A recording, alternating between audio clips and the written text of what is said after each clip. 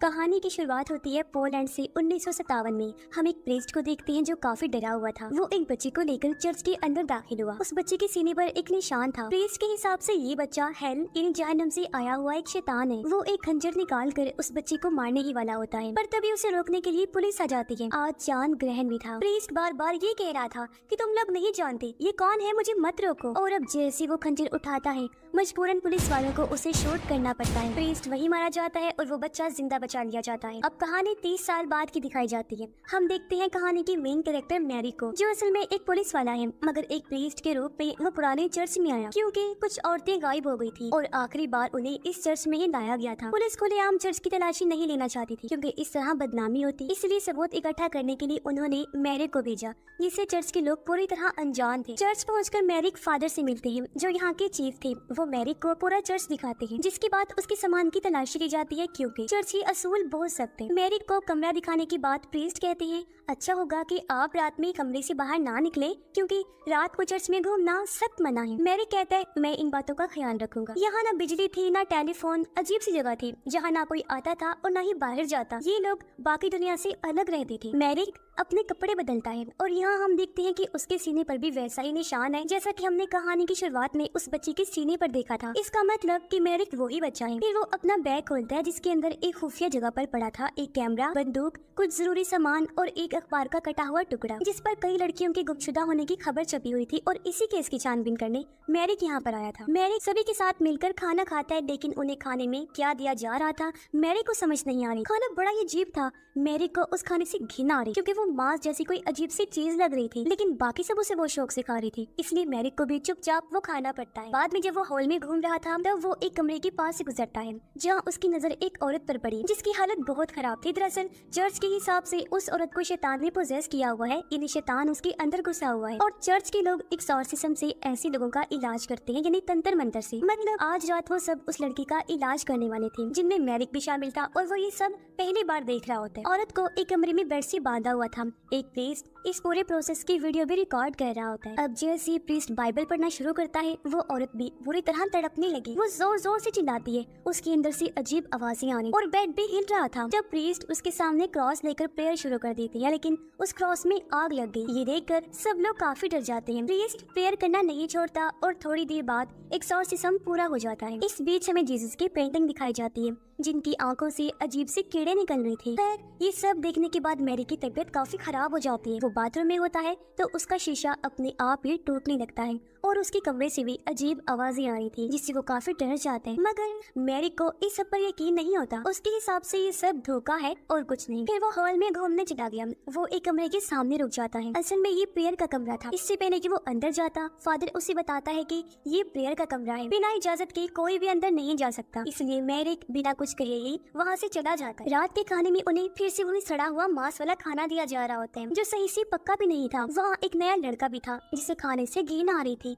वो रो रहा होता है। प्रीस्ट दूसरे बंदे को इशारा करके उसे उस लड़के के पास भेज देता है और उसके कान में कुछ कहने के बाद वो लड़का भी उस मांस को खाने लगता है। कोई शक नहीं था कि खाने में कुछ गड़बड़ तो थी क्योंकि बाद में मैरिक भी उल्टी कर देता है, यहाँ तक कि उसका एक दांत भी गिर गया। मैरिक गौर से उसे देखने लगता है। अजीब था कि उस दांत से एक मक्खी बाहर निकलती है। ये देखकर मैरिक काफी घबरा जाता है। आधी रात को चुपके से वो प्रीस्ट के कमरे में गया। वहाँ एक खुफिया दरवाजा था जहाँ बहुत सारी टेप रिकॉर्डिंग्स पड़ी हुई थी। ये उन लोगों की रिकॉर्डिंग्स थी जिनका अब तक ये लोग एक्सॉर्सिज्म कर चुके थे। इसके अलावा वहाँ शराब थी, म्यूजिक कैसेट्स थी और गलत किस्म की मैगजीन्स भी पड़ी हुई थी, जिसका मतलब कि ये लोग बस नेक होने का दिखावा कर रहे हैं।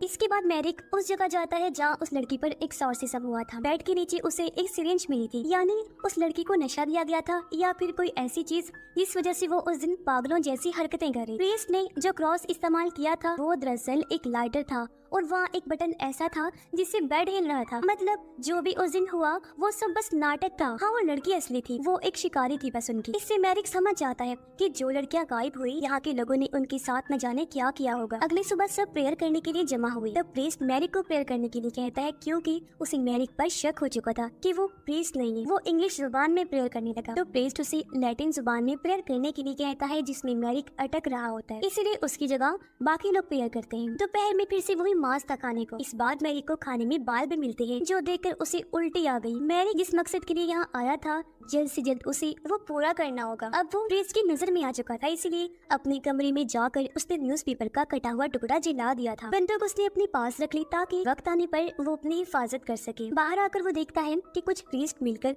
कब्र खोद रही थी, क्योंकि जिस लड़की का एक्सॉर्सिज्म हुआ था वो मर चुकी है। रात को मैरी उस जगह जाता है जहाँ बाकी लोगों को पागल बनाकर रखा हुआ था। उनमें मर्द और औरतें दोनों ही शामिल थी। चर्च वालों के हिसाब से वो सब लोग पागल और कर्स थे, इन्हें श्रापित हैं। तभी एक प्रीस्ट जो मॉन्क मास्टर था वो मैरी को देख लेता है। वो चुपके से उससे बात करने आया और कहता है कि ये सब जान गए हैं कि तुम यहाँ सबूत ढूंढने आई हो, लेकिन यहाँ से निकलना मुश्किल है। मैंने भी कोशिश की थी एक बार, जो यहाँ आ गया वो बाहर नहीं निकल सकता। इसीलिए अगर जिंदा रहना है तो कोई सवाल जवाब मत करो और जितना कहा जा रहा है तुम्हें उतना करो। तो मैरिक उसे सच बताता है कि मैं कोई प्रीस्ट नहीं हूँ, एक पुलिस वाला हूँ। इस गांव से 8 लड़कियां गायब हुई हैं। कहा जाता है कि उन्हें एक्सॉर्सिज्म के लिए यहाँ भेजा गया था। पुलिस इस मामले में सीधी कार्रवाई नहीं कर सकती, इसलिए मुझे भेस बदल कर आना पड़ा। और मैं जानता हूँ कि ये एक्सॉर्सिज्म, तंत्र मंत्र सब धोखा है। वो कहता है कि प्रीस्ट ऐसा पैसों के लिए करते हैं ताकि बड़े कॉन्वेंट से उन्हें पैसे मिलते रहें। बाद में वो प्रीस्ट कह देते हैं कि एक्सॉर्सिज्म के दौरान वो औरतें पागल होकर मर गईं, लेकिन असल में उनके साथ क्या होता है ये तो मैं खुद भी नहीं जानता। मैरिक उससे वादा करता है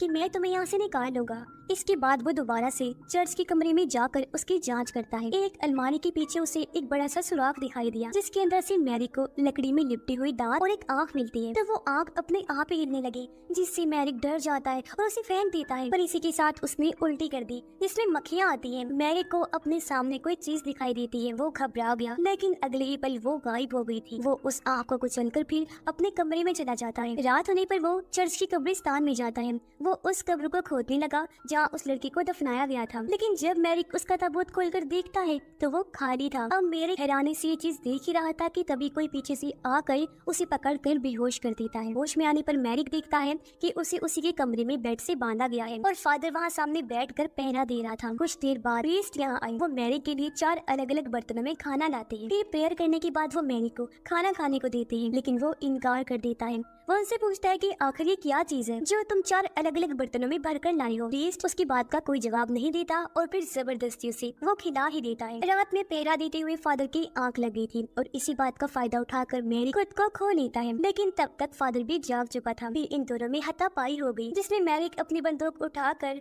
फादर को मार देता है। कमरे से निकलने के बाद वो सबसे पहले किचन में जाता है ताकि वो जान सके कि उसे खाने में क्या दिया जा रहा था। मैरिक वहाँ के स्टोर रूम का दरवाजा खोलता है और उसकी होश हो जाते हैं, क्योंकि वहाँ वो सारी औरतों की कटी हुई लाशें लटकी हुई थी और इतने दिनों से ये सब जो खा रही थी वो इन्हीं औरतों का मांस था। ये सब वही औरतें थी जिनके गायब होने की खबर मैरिक को मिली थी। तो वहाँ मॉन्क भी आ गया और ये सब देखकर उसकी भी होश उड़ जाती। मॉन्क मैरिक को अपने साथ चलने को कहता है। उसे खुफिया रास्ता मालूम था, लेकिन उससे पहले वो उसे लाइब्रेरी लेकर आता है, क्योंकि कुछ ऐसा था जिससे मैरिक अभी तक अनजान था। एक पुरानी किताब में एक बच्ची का जिक्र किया गया था कि एक बच्चा पैदा होगा जब ग्रहण लगेगा और ये 800 सालों में सिर्फ एक बार ही होता है। पैदा होते ही उसे मारना होगा, जिसके लिए खंजर और प्रेयर की जरूरत होगी। लेकिन अगर उसे सही वक्त पर मारा नहीं गया तो वो डिमोनिक बच्चा, वो इंसान 7 गुनाहगार औरतों का खून पिएगा और प्रेयर की पूरा होते ही वो शैतान अपने असली रूप में आ जाएगा, जिसके बाद उसके कहर से इस दुनिया को कोई भी नहीं बचा सकता।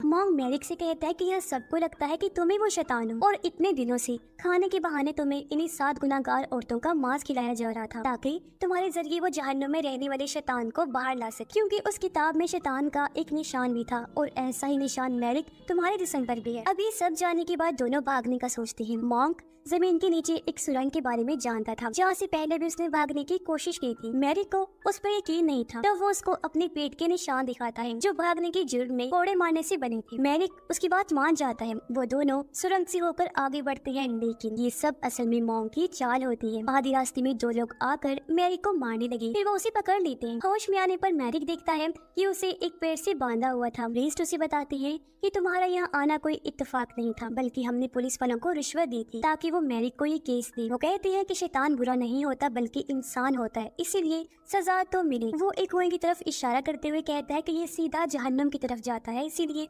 हमने अपना चर्च भी यहाँ बनाया। 800 साल से हमने तुम्हारा इंतजार किया। रियलिटी पूरा होते ही हेल का राजा यानी जहन्नम का वो शैतान तुम्हारे जिस्म में दाखिल होगा और फिर इस दुनिया की शक्ल बदल जाएगी। वो इस दुनिया पर राज करेगा। यानी कि ये लोग दरअसल गॉड को नहीं बल्कि शैतान को मानने वाले थे, क्योंकि वो कहते हैं कि उसके बाद हम शैतान के गुलाम बन जाएंगे। थोड़ी देर बाद ये लोग उस बेकसूर लड़की को लाकर उसका गला काट देते हैं, क्योंकि उसका खून मैरी को जो पीना था वो सब भी उसका खून एक एक करके पीने लगते हैं। उसके बाद प्रीस्ट मैरी को उसका खून जबरदस्ती पिला देता है। मैरिक मरना नहीं चाहता था, लेकिन फिर ये सब मिलकर शैतान को बुलाने का मंत्र पढ़ने लगते हैं। पर बहुत देर तक मंत्र पढ़ने के बाद भी वहाँ कुछ नहीं होता। ये देखकर मैरिक उन पर हंसने लगा, क्योंकि वो एक पुरानी किताब पर यकीन कर बैठे थे। किसी को भी समझ नहीं आता कि ऐसा क्यों हो रहा है। वो सब मायूस हो गई। मॉन्क सबसे कहता है कि शायद ये हमारी गलतफहमी थी, हम सब जल्दी ये भूल जाएंगे क्योंकि हमारे इरादे नेक थे। लेकिन अब इन्हें ये डर था कि कहीं ये लोग मैरी की वजह से फंस ना जाए, क्योंकि पुलिस कभी भी उसे ढूंढते हुए यहाँ आ सकती है। इसीलिए मॉन्क मैरी के पेट में जाकर घुसा गई उसे मार देता है और ये लोग उसकी लाश को उसी कुएं में फेंक कर चले जाते हैं। वहाँ से आने के बाद प्रीस्ट बहुत सारी शराब पीता है। वो मायूस था क्योंकि उनकी इतनी साल की मेहनत बर्बाद हो गई। इसी दौरान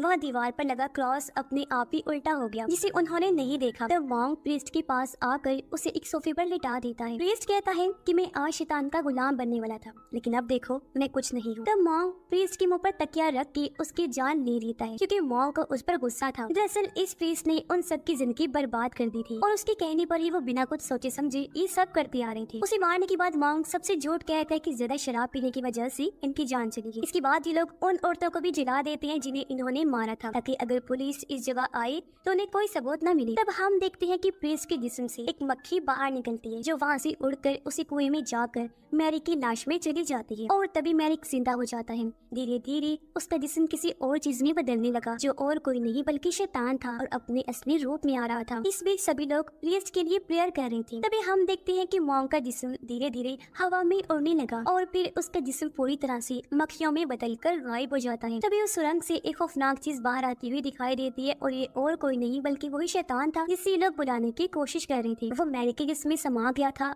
और फिर अपने असली रूप में आ गया। अब बाकी लोगों के जिस्म भी एक एक करके उल्टे लटक जाते हैं और उनकी भी खौफनाक मौत हो जाती है। अब चर्च में जो भी चीज जिंदा थी वो मरने लगी और जो चीज मुर्दा थी, मुरझाई हुई थी, उसमें एक नई जान आ गई थी। अब जब वो शैतान जीसस के स्टैचू के सामने आया तो स्टैचू का चेहरा भी उसकी तरफ मुड़ जाता है। चर्च के बाहर सब कुछ उल्टा था और आसमान से वही काला निकल चर्च के ऊपर गिरने लगता है। असल में ये जहन्नम का दरवाजा था जो अब खुल चुका था और वो चर्च को अपने अंदर निगल लेगा और पूरी दुनिया के रुख को बदल देगा, जिससे पूरी दुनिया भी उल्टी हो जाएगी। साथ ही दुनिया पर अब शैतान का राज होगा और अब उसकी डिमोनिक ताकतों से कोई भी दुनिया को बर्बाद होते हुए नहीं बचा सकता, क्योंकि उसे हमेशा के लिए जगा दिया गया था। और उसी भयानक सीन के साथ ही ये कहानी भी इधर ही खत्म हो जाती है।